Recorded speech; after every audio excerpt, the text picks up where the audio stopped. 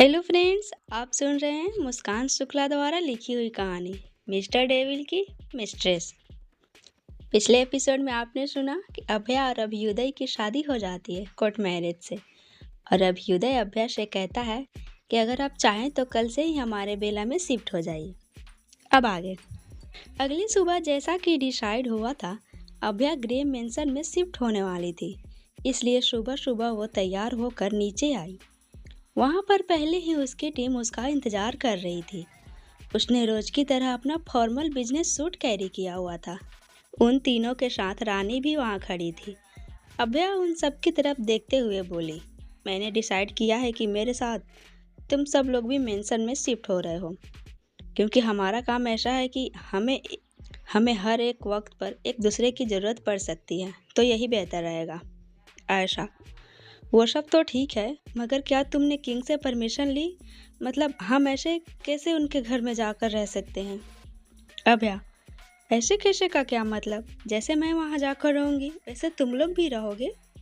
माहिर, मगर तुम्हारी बात अलग है। तुम अब उनकी वाइफ हो और तुम्हारा वहाँ रहना हक है, लेकिन हम ऐसे नहीं रह सकते। अभया, अगर ऐसा है तो फिर मैं वहाँ नहीं जा रही।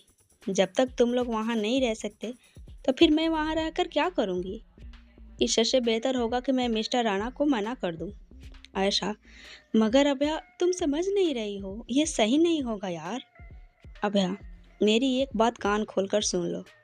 अगर तुम लोग मेरे साथ नहीं चलोगे तो फिर मैं आज ही वहाँ चलूँगी, और अगर तुम में से किसी ने भी वहाँ जाने के लिए नाटक दिखाए तो फिर मैं भी वहाँ नहीं जाऊँगी। तुम लोग अच्छी तरह से जानते हो हमारे काम के बारे में। अगर इस तरह से हम अलग रहेंगे तो हमारी टीम की स्ट्रेंथ कम हो जाएगी। कोई भी इस चीज़ का फ़ायदा उठा सकता है। आज नहीं तो कल अगर ये बात बाहर आ गई तो प्रॉब्लम क्रिएट हो सकती है। उससे बेहतर होगा कि हम सब साथ रहें। रही बात मिस्टर राणा के परमिशन की, तो डोंट वरी, मैं उनसे बात कर लूँगी। वैसे भी उनका इतना बड़ा मेंशन है। अगर कुछ कमरे उन्होंने तुम लोगों को दे दिए तो कौन सी उनकी शान में कमी आ जाएगी? उसकी बात बिल्कुल सही थी, इसलिए आगे किसी ने भी कोई बहस नहीं की और सब अपने कमरे में पैकिंग करने के लिए चले गए। लिविंग एरिया में अभया और रानी खड़ी थी। अभया ने उसे अपनी तरफ देखता पाया तो सवाल किया, तुम मुझे ऐसे क्यों देख रही हो? तुझे भी कुछ कहना है क्या? रानी, दीदी, आप सब लोग चले जाओगे तो मैं कहाँ जाऊंगी? मतलब आप तो जानती हैं ना, आप लोगों के अलावा हमारा कोई भी नहीं है। तो फिर? उसने अपनी बात अधूरी छोड़ दी। अभया आगे आई और प्यार से उसके गाल पर हाथ रखते हुए बोली, तुझे किसने कहा कि मैं तुझे इतने बड़े बंगले में अकेले छोड़कर जा रही हूँ? तू भी हम लोगों के साथ चलेगी, वरना हम सबके खाने पीने का ध्यान कौन रखेगा? लेकिन दीदी, वहाँ पर तो काफ़ी लोग होंगे आप लोगों के खाने पीने का ध्यान रखने के लिए। फिर हम क्या करेंगे? अभया, ये बात है, मगर एक सच्चाई भी है रानी, कि हम सबको तेरे हाथ के खाने की आदत हो गई है। अब तेरे बिना हमारा गुजारा मुश्किल है, इसलिए ज़्यादा मत सोच और जाकर अपनी तैयारी कर ले। मैंने तुझसे पहले दिन भी कहा था और आज फिर कह रही हूँ, तू बिल्कुल मेरे लिए हमारे परिवार की जैसी है। अब जहाँ पर हम रहेंगे तू भी वहीं रहेगी, समझी? अब ज़्यादा दिमाग मत चला और जल्दी से अपनी तैयारी पूरी कर ले। रानी मुस्कुराती हुई वहाँ से अपने कमरे में चली गई। अभया ध्यान से बंगले की एक एक कोने को देख रही थी। उसने और बाकी सब ने काफ़ी मेहनत से इस बंगले को खड़ा किया था। यहाँ पर से उनकी अच्छी बुरी हर याद जुड़ी हुई थी। काफ़ी अच्छा और बुरा से बुरा वक्त उन लोगों ने यहाँ पर बिताया था, और आज उन्हें इसे छोड़कर जाना पड़ रहा है। कुछ ही घंटों में सभी अपनी तैयारी के साथ उसके सामने आ खड़े हुए। अभया, सारी तैयारी हो गई? तीनों ने एक साथ कहा, लेट्स गो। अभया, पांचों ने खामोशी से कुछ देर बंगले को निहारा। उनकी आंखों में नमी उतर आई थी। उसके बाद उन्होंने एक दूसरे को देखा और एक लंबी गहरी सांस भरकर मुस्कुराते हुए एक दूसरे का हाथ थामे बंगले से बाहर आ गए। रानी ने बंगले की चाबी अभया के हाथों में रखी और एक बार फिर उन्होंने नम आंखों से सामने बंगले को देखा। अभया बंगले को लॉक किया और एक आखिरी बार उसे देखने के बाद उन्होंने अपने कदम गाड़ियों की तरफ बढ़ा दिया। सारी गाड़ियां ग्रे मेंशन की तरफ रवाना हो गए। कुल मिलाकर 10 गाड़ियों का कारवां मंजिल की तरफ बढ़ रहा था। आहिर ने कमरे से बाहर आने से पहले ही ग्रे मेंशन में वीर को मैसेज कर दिया था, थोड़ी देर में वे लोग वहां पहुंचने वाले हैं। अभ्युदय बाकी सब लोगों के साथ लिविंग एरिया में बैठा हुआ था जब तेज कदमों के साथ साहिल राणा अपने पर्सनल बॉडीगार्ड के साथ घर में दाखिल हुए। उनकी आंखों में गुस्सा साफ दिखाई दे रहा था। उन्होंने किसी पर भी एक नज़र नहीं डाली और सीधा अभ्युदय के सामने जाकर खड़े हो गए। अभ्युदय बिना किसी भाव के उनकी तरफ देख रहा था। उन्होंने कड़े शब्दों में सवाल किया, तुमने शादी कर ली और हमें बताना भी जरूरी नहीं समझा? तुमने कहा था कि तुम शाम को तारीख बताओगे और फिर तुमने बिना हमारी जानकारी में आए इतनी जल्दी शादी क्यों की? ऐसा तो था नहीं कि कोई तुम्हारे फैसले के खिलाफ था। उसके बावजूद अपनी मनमानी करने का कारण? अभ्युदय अपनी जगह से खड़ा हुआ और उनकी आंखों में देखते हुए कहा, आप लोगों को मेरी शादी करने से मतलब होना चाहिए। मैंने शादी इतनी जल्दी क्यों की, कब की, इससे आप लोगों को कोई लेना देना नहीं होना चाहिए। कॉन्ट्रैक्ट में केवल आपकी बात मानने को लिखा गया था। कोई स्पेशल डेट और दिन मेंशन नहीं था। इससे ज़्यादा मैं आपको कोई एक्सप्लेनेशन नहीं दे सकता। दोनों बाप बेटे एक दूसरे को खा जाने वाली नज़रों से घूर रहे थे। आंखों ही आंखों में न जाने एक दूसरे से क्या बातें हो रही थी, जिसके कारण पूरे लिविंग एरिया का टेम्परेचर एकदम से गिर गया। माहौल में एक अजीब सा सन्नाटा छाया हुआ था, जो सबके शरीर में एक अजीब सा सिहरन पैदा कर रहा था। जबान से ज़्यादा आंखों से लड़ाई हो रही थी। सन्नाटे को चीरते हुए गाड़ियों की आवाज़ कानों में पड़ी, जिससे दोनों की नज़रें एक दूसरे से हटी और सामने दरवाजे की तरफ कई गाड़ियों का काफिला दरवाजे के सामने आकर रुका। पैसेंजर सीट का दरवाज़ा खुला और आहिर बाहर आया। उसने बैक सीट का दरवाज़ा खोला और अभ्या बाहर आई। उसने सामने उस आलीशान से मेंशन को देखा और उसके होठों पर एक दिलकश मुस्कुराहट आ गई। अभ्युदय, जिसकी निगाहें उस पर ही ठहरी हुई थी, उसे मुस्कुराता देख उसकी धड़कन बढ़ गई और उसकी आंखों में गहराई उतर आई। अभया के बाकी आदमी उन सभी का सामान उतारकर मेंशन की तरफ बढ़ रहे थे। अभया और उसके साथी एक साथ उन सबके आगे चल रहे थे। वो दहलीज पर आई और ठहर कर सामने सभी लोगों को देखने लगी। झुकी हुई उसकी नज़र साहिल राणा पर पड़ी, जो गंभीरता से उसे देख रहे थे। उसने एक लंबी गहरी सांस ली और अंदर दाखिल होने लगी जब उसके कानों में साहिल राणा की गंभीर आवाज़ पड़ी, ठहरो। उनके इस तरह से उसको दहलीज पर रोकने पर भी सबकी निगाहें उन पर ठहर गई। अभ्युदय ने शांत मगर गंभीर नज़रों से उनकी तरफ देखा। साहिल राणा ने एक नज़र उसकी तरफ देखा, फिर उन लोगों की तरफ देखते हुए कहा, शादी तो तुमने अपनी मर्जी से कर ली। इसका मतलब ये नहीं कि हर बार तुम्हारी ही मनमानी चलेगी। अभ्या पूरे रीति रिवाज के साथ तुम्हारे घर में कदम रखेगी। आफ्टर ऑल वो घर की गृह लक्ष्मी है। उनकी बात सुनकर सभी ने राहत की सांस ली। अभ्युदय ने कुछ खास रिएक्शन नहीं दिया। उन्होंने यारा को स्वागत के लिए ज़रूरत का सारा सामान लाने का ऑर्डर दिया और खुद अभ्या के सामने आकर खड़े हो गए। अभ्या को काफ़ी अजीब महसूस हो रहा था। उसने खुद को संभाला और पोलाइट स्माइल के साथ उनकी तरफ देखकर झुककर उनका आशीर्वाद लिया। उन्होंने भी उसके सिर पर हाथ रखकर उसे आशीर्वाद दिया, जब तक यारा आरती की थाली और बाकी का सामान लेकर उन लोगों के पास आ गई। उसने हिचकिचाहट के साथ साहिल राणा से कहा, बड़े सर, आगे क्या करना होगा?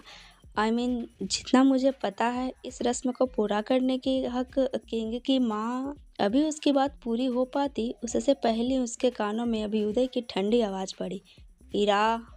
उसकी आवाज़ में ठंडक और लहजे में गंभीरता को महसूस कर एक पल के लिए वहां पर गहरा सन्नाटा छा गया। अभ्युदय की शांत आंखें एकदम से गहरी हो गई। उसने जोर से अपनी हाथ की मुट्ठी बांधी और एक पल के लिए उसकी आंखें बंद हो गई। साहिल राणा के चेहरे पर एक साया आकर गुजर गया। उन्होंने जल्दी ही खुद को स्टेबल किया और पलट कर अभ्युदय की तरफ देखा। एक लंबी गहरी सांस भरकर यारा के हाथ से आरती की थाल को ले लिया। उन्होंने अभ्या की तरफ देखकर कहा, अपनी बहू की सारी रस्म हम पूरी करेंगे। उनकी आवाज़ पर अभ्युदय ने अपनी आंखें खोली और अब उसके चेहरे पर कोई भाव नहीं था। उसकी आंखें भी उसके चेहरे की तरह भावहीन नजर आ रही थी। अभ्या ने भी फीकी मुस्कुराहट के साथ उनकी तरफ देखा। उसके बाद साहिल राणा ने खुद उसकी सारी रस्में पूरी करवाई। तब जाकर वो घर के अंदर दाखिल हुई। वीर ने उसकी तरफ देखकर बड़ी ही मुस्कुराहट के साथ कहा, योर हाइनेस, आपका आपके मेंशन में स्वागत है।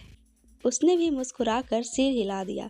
उसके बाद उसने सभी से कहा, इफ़ यू डोंट माइंड, मेरी बाकी की टीम मेंबर भी हम लोगों के साथ इसी मेंशन में रहेंगी। आई होप आप लोगों को उससे कोई दिक्कत नहीं होगी। उसकी बात पर सभी की नज़रें अभ्युदय पर चली गई, जो अभी भी बिना किसी एक्सप्रेशन के खड़ा अपने ही ख्यालों में गुम था। वीर ने उसे उसके ख्यालों से बाहर लाते हुए उसका नाम पुकारा, अभ्युदय। अभ्युदय ने तुरंत अपने होश में आते हुए कहा, ठीक है, ये लोग भी यहाँ पर रह सकते हैं। उसके बाद उसने अभिलाष की तरफ देखकर कहा, इन लोगों को इनके कमरे दिखा दो, सारी चीज़ें इनका रिकॉर्डिंग अरेंज करवा दो ताकि किसी को कोई प्रॉब्लम ना हो। अभिलाष ने सिर झुकाते हुए कहा, जी किंग। उसके बाद उसने उन चारों से कहा, आप लोग थोड़ी देर इंतज़ार कीजिए, मैं अभी सारी इंतज़ाम कर आप लोगों को इन्फॉर्म करता हूँ। इसी के साथ वह वहाँ से चला गया। साहिल राणा ने सभी लोगों को बैठने का इशारा कर नौकर को उन लोगों के लिए नाश्ते की व्यवस्था करने को कहा और खुद अभ्युदय के सामने बैठते हुए सवाल किया, अब आगे आपने क्या सोचा है?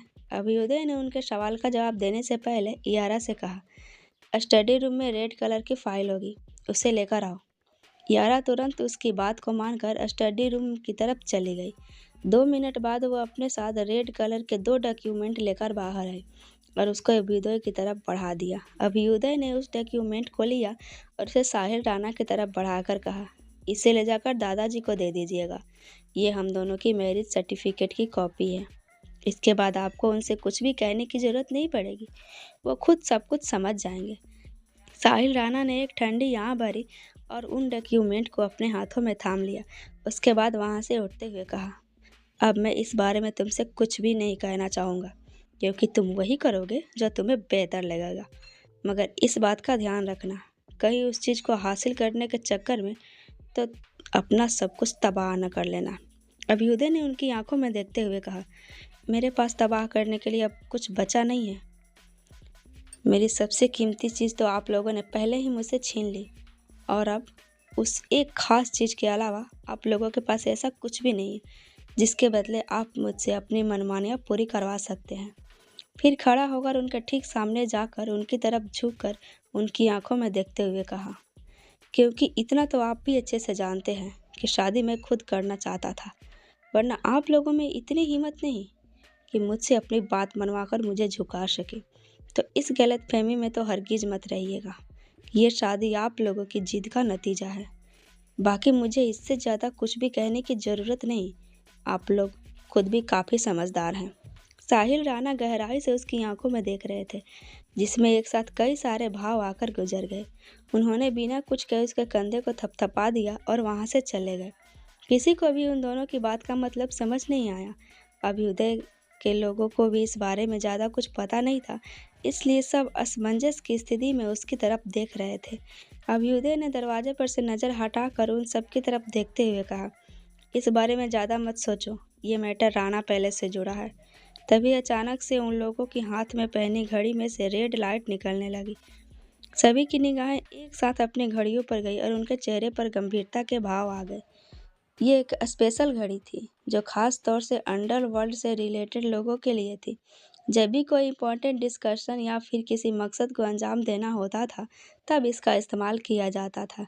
अभिलाष भागता हुआ वहाँ आया और अभ्युदय के सामने जाकर कहा, इट्स इमरजेंसी। मैंने स्टडी रूम में सारे इंतजाम कर दिया, आप लोग तुरंत वहाँ आओ। अभया ने सवालिया नज़रों से अभ्युदय की तरफ देखा तो उसने तुरंत उसका हाथ पकड़ते हुए कहा, दुनिया के सामने नहीं, लेकिन इन लोगों के सामने हम हमारी सच्चाई जाहिर करनी होगी। आखिर इनका भी हक बनता है अपनी क्वीन से मिलने का। इसी के साथ सभी लोगों ने अपने कदम स्टडी रूम की तरफ बढ़ा दिए। सभी लोग स्टडी रूम में आए। इस समय वो सब अपने गैंगस्टर अवतार में थे। सभी ने अपने चेहरे को मास्क से ढक रखा था। अभ्युदय के इशारे पर मीटिंग शुरू हुई। लगभग 4 घंटे तक ये मीटिंग चली। उन लोगों ने कई सारे मुद्दों पर बातें की, नए डील पर चर्चा हुई और इसी के साथ एक खास टॉपिक पर भी गंभीरता से बातें हुई। मीटिंग खत्म होने से पहले उस अधेड़ उम्र के व्यक्ति ने अभ्युदय पर अपनी गहरी निगाह डालते हुए सवाल किया, एडीके, ए आपके साथ क्या कर रही है? क्या आप दोनों किसी डील पर चर्चा करने के लिए एक दूसरे से मिले या फिर कोई और वजह है? अभ्युदय ने अपने बगल में बैठी अभया की तरफ देखा, फिर उन लोगों पर पैनी नज़र डालते हुए कहा, एवरीवन मीट माय वाइफ अभया अभ्युदय सिंह राणा।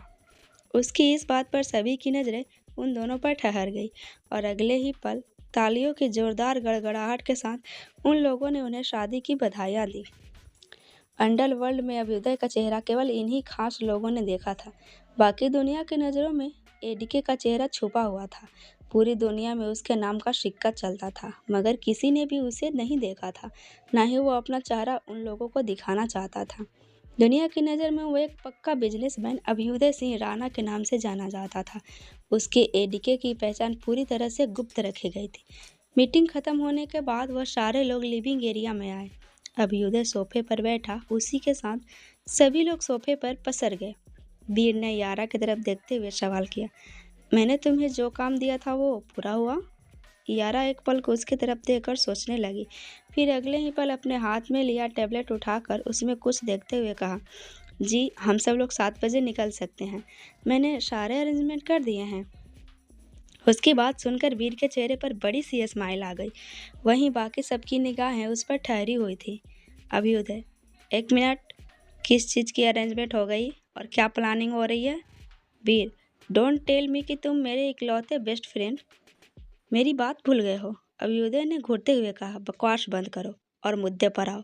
वीर उठकर बैठा और उसकी आंखों में देखते हुए मासूम सा चेहरा बनाकर कहा, मैंने तुम लोगों से कहा था ना कि विधायक का मैटर क्लोज होने के बाद हम लोग 1 हफ्ते की छुट्टी पर जाएंगे, पर अचानक से सब कुछ इतनी जल्दी हुआ कि उस वक्त मुझे समय नहीं मिला। इसलिए मैंने कल रात ही ईरा से कहकर हम सबके लिए 1 हफ्ते की हॉलीडे प्लान किया और आज शाम 7 बजे हम अपने प्राइवेट जेट से हॉलीडेज मनाने के लिए जाने वाले हैं। मैंने पहले ही कह दिया था, इस बारे में कोई चर्चा नहीं होगी। तुम सबको मेरी बात माननी पड़ेगी, इसलिए अब कोई बहाना नहीं चलेगा। वैसे भी सब कुछ फाइनल हो चुका है। उसने एक ही सांस में अपनी बात सबके सामने रख दी थी। अभ्युदय को देख रही थी, बाकी सब भी उसी के जवाब का इंतजार कर रहे थे। वीर उम्मीद भरी नज़रों से उसे देख रहा था। उसे अच्छे से पता था, अगर वो चाहेगा तो प्लान को कैंसिल होने में ज़रा भी वक्त नहीं लगेगा। फिर उसकी भी हिम्मत नहीं होगी कि वो उसकी बात को टाल सके। अभ्युदय ने एक नज़र उन सबकी तरफ डाली, फिर अपनी जगह से उठते हुए कहा, ओके, सब लोग अपनी तैयारी कर लो और ठीक 6:45 पर मुझे सभी लोग रेडी चाहिए, वरना अगर मुझे प्लान कैंसिल करने में ज़रा भी वक्त नहीं लगेगा। इतना बोलकर वो मेंशन से बाहर चला गया। उसके जाने के बाद अभ्या ने कहा, क्योंकि आप लोगों ने अचानक से प्लान बनाया, इसलिए मुझे भी ऑफिस में कुछ काम है, मैं 2 घंटे में निपटाकर वापस आती हूँ। उसी के पीछे बाकी तीनों भी चले गए। उन सबके जाने के बाद वीर खुशी के साथ जोर से चिल्लाया। अभिलाष ने अजीब तरह से उसकी तरफ देखा। तभी डेनियल के दहाड़ने की आवाज़ आई, जिससे पूरा मेंशन दहल उठा। वीर ने मुंह बनाकर अभ्युदय के कमरे की तरफ देखा और पैर पटकता हुआ अपने रूम में चला गया। बाकी सब लोग भी अपने काम के लिए निकल गए। 6 बजे तक सभी अपनी तैयारी के साथ लिविंग एरिया में आ चुके थे। अभया भी अपनी टीम के साथ वहीं पर बैठे अभ्युदय का इंतजार कर रही थी। लगभग 15 मिनट बीत चुके थे, मगर अभ्युदय का कोई अता पता नहीं था। उसका फ़ोन भी नहीं लग रहा था। जब सीढ़ियों से दौड़ता हुआ डेनियल नीचे आया, उसे देखकर सभी अपनी जगह से खड़े हो गए। डेनियल दौड़ता हुआ मेंशन से बाहर निकल गया। उसी के पीछे बाकी सब लोग भी बाहर आए। उसी समय अभ्युदय की गाड़ी मेंशन के दरवाजे पर आकर जैसे ही कार का दरवाज़ा खुला, अभ्युदय के कदम बाहर आए। डेनियल दौड़ता हुआ उस पर झपट पड़ा। आयशा की आंखें डर से बंद हो गई। उसे वैसे भी डेनियल से डर लगता था, अब उसका इस तरह से अभ्युदय पर झपट्टा मारना उसे दहला गया। सभी लोगों की नज़रें उन दोनों पर ठहरी हुई थी। अभ्युदय डेनियल को संभाले खड़ा था, वहीं वो अपने पंजों को उसकी गर्दन के चारों तरफ लपेटे उससे चिपका हुआ था। वीर आंखें बड़ी बड़ी करके उन दोनों को देख रहा था।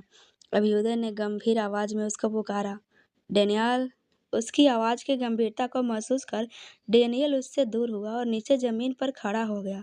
उसने अपना सिर उठाकर अपनी नीली आंखों से अभ्युदय की गहरी गिरे आंखों में देखा और दोनों ने नज़रों ही नज़रों में एक दूसरे से कुछ कहा, जिसके जवाब में अभ्युदय ने उसके सिर पर अपना हाथ रखा और धीरे धीरे सहलाने लगा। उसके बाद वहीं उसके सामने घुटने पर बैठ गया और उसकी आंखों में देखते हुए धीरे से कहा, 1 हफ्ते के लिए मैं यहाँ नहीं रहूँगा। अगर मेरे पीछे कुछ भी होता है तो तुम्हें पूरी छूट है कि तुम अपने हिसाब से एक्शन ले सको, लेकिन हाँ, ध्यान रहे, इन सब में तुम्हें या फिर उन दोनों पर एक खरोच तक नहीं आनी चाहिए। पिछली बार जो कुछ भी हुआ, इस बार ऐसा कुछ भी नहीं होना चाहिए, वरना अपनी पनिशमेंट के लिए तैयार रहना। डेनियल ने बस अपनी पलक को झपकाकर उसकी बात पर अपनी सहमति जताई और दोबारा कुछ बेचैनी से उसे देखने लगा। अभ्युदय ने उसकी बेचैनी को महसूस कर धीरे से मुस्कुरा दिया, फिर उसके कानों में झुककर कहा, परेशान मत हो, मुझे कुछ भी नहीं होगा। अभी तो हम दोनों को बहुत से काम को अंजाम देना है, उससे पहले मुझे कोई कुछ भी नहीं कर सकता। तुम बस यहाँ पर सब कुछ संभाल लेना। इतना बोलकर उसने एक बार फिर उसके सिर को थपथपा दिया और उठ खड़ा हुआ। किसी को भी समझ नहीं आया कि उन दोनों के बीच में क्या बात हुई, लेकिन अभ्या ने नोटिस किया कि अब डेनियल बिल्कुल शांत था। उसने बाकी सबकी तरफ देखते हुए कहा, चलो चलने का वक्त हो गया है। फिर उसने अभिलाष की तरफ देखा तो वह मेंशन के अंदर चला गया और थोड़ी देर बाद सर्वेंट उन सबके बैग लेकर बाहर आए और एक तरफ जाकर खड़े हो गए। यारा, किंग 5 मिनट में जेट लैंड करने वाला है। Abhyuday, let's go. इसी के साथ उसने डेनियल पर एक नज़र डाली और मेंशन के गेट पर होते हुए बाहर की ओर पैदल जाने लगा। उसी के पीछे बाकी सब लोग भी बाहर आ गए। 15 मिनट चलने के बाद वो लोग एक बड़े से ग्राउंड में आकर ठहर गए। 5 मिनट के अंदर जोर से हवाएं चलने लगी और इसी के साथ हेलीकॉप्टर की उड़ती हुई पंखों की आवाज़ सभी की कानों में सुनाई देने लगी। सबने सिर उठाकर देखा तो एक प्राइवेट जेट ठीक उनके ऊपर ज़मीन पर लैंड करने की तैयारी में था। हेलीकॉप्टर के लैंड होते ही उसका दरवाज़ा खुला और पायलट बाहर आया।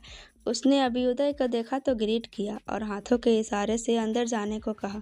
अभिलाष ने सभी लोगों को अंदर आने की रिक्वेस्ट की और खुद भी अंदर आ गया।